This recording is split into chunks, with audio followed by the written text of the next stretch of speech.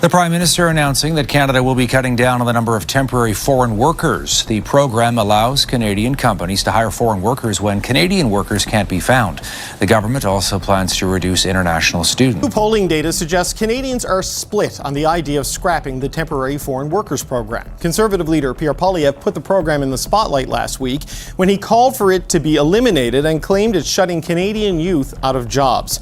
Imagine this. You've worked for years, saved money, and dreamed of studying or working in Canada. You plan your future there, maybe even hope to bring your family. But suddenly, the rules shift. What once felt possible is cut off. This is the reality as Canada moves to reduce the number of temporary foreign workers and international students. It's a story of numbers, policies, and people caught in between. And it's reshaping the country's immigration landscape right now. Canada is officially cutting down on both temporary foreign workers and international students. This isn't a rumor or a vague political idea. It's a real policy shift already underway. The government has introduced caps, stricter eligibility criteria, and new regulations that directly limit how many people can enter Canada under these programs. The reason? Pressure on housing, hospitals, schools, and other public services has become overwhelming. Rents have skyrocketed, wait times for medical care are stretched, and classrooms are crowded. At the same time, public frustration is growing louder, making this not just a policy adjustment but a political survival move.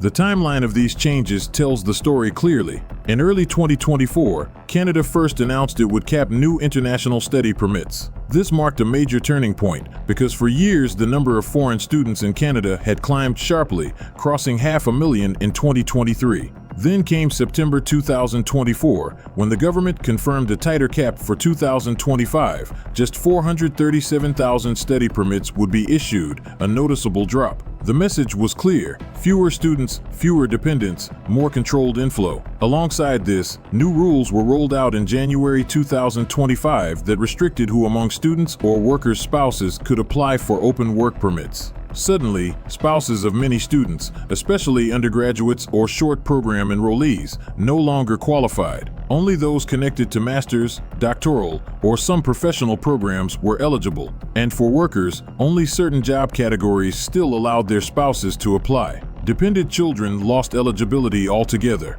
These restrictions were not small tweaks. They cut off entire pathways that families had relied on. The temporary foreign worker program has also been reshaped. Employers in low-wage sectors that previously leaned heavily on foreign workers are now limited in areas where unemployment is high. Companies can hire fewer temporary foreign workers. Permits for some streams that once lasted 2 years now last just 1. The government has carved out exceptions for critical areas like healthcare, agriculture, and construction, but even there, oversight is tighter than before. The aim is to prevent the program from being used as a cheap labor pipeline and instead limit it to areas where Canadian workers truly cannot fill the gap. So why is Canada doing this now? Housing is the most urgent reason. Across major cities, Toronto, Vancouver, Calgary, Halifax, the housing crisis is obvious. Rents have become unaffordable for locals, let alone for international students arriving with limited support. Temporary residents, whether workers or students, have added to the demand,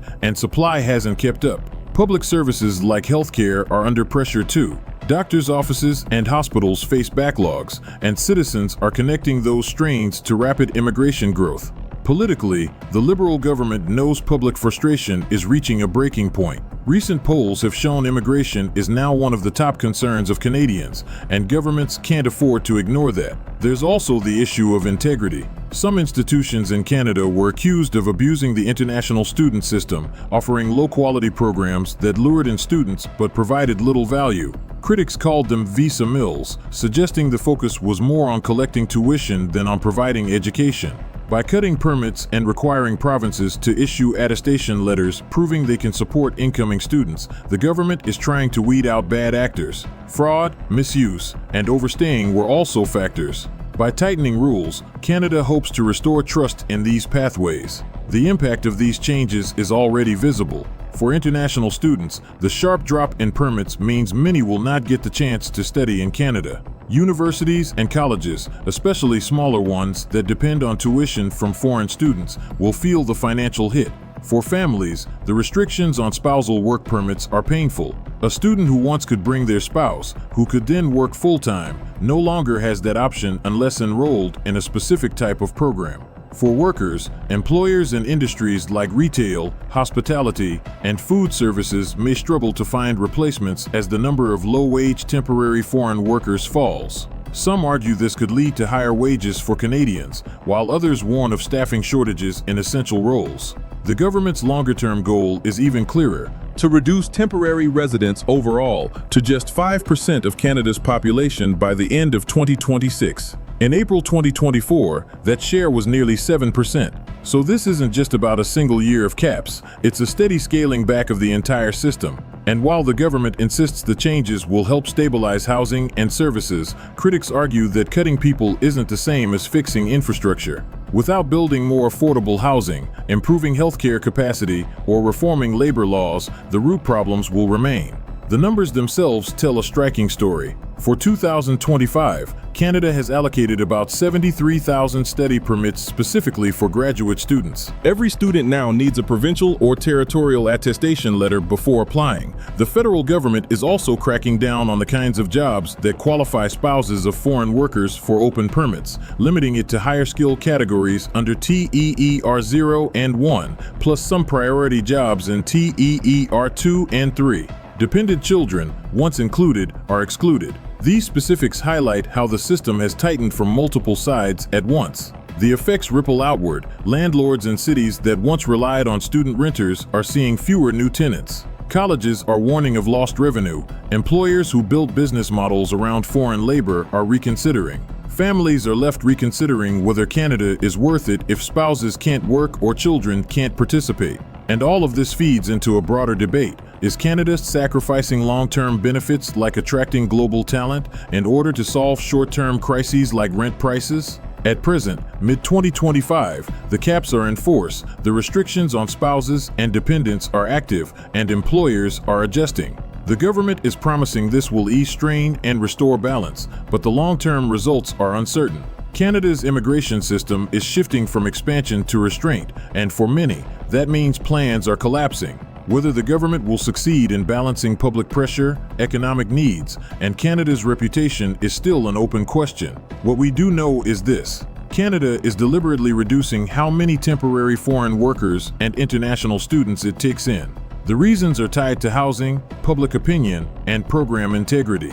The consequences are immediate, hitting students, workers, families, employers, and institutions. The future depends on how the government manages these caps and whether further reforms follow. So what do you think? Should Canada continue to cut back on temporary foreign workers and students to protect housing and services? Or is it closing the door on opportunities and talent that the country actually needs? Let me know in the comments below. And don't forget to subscribe for more deep dives into the biggest shifts shaping Canada and beyond.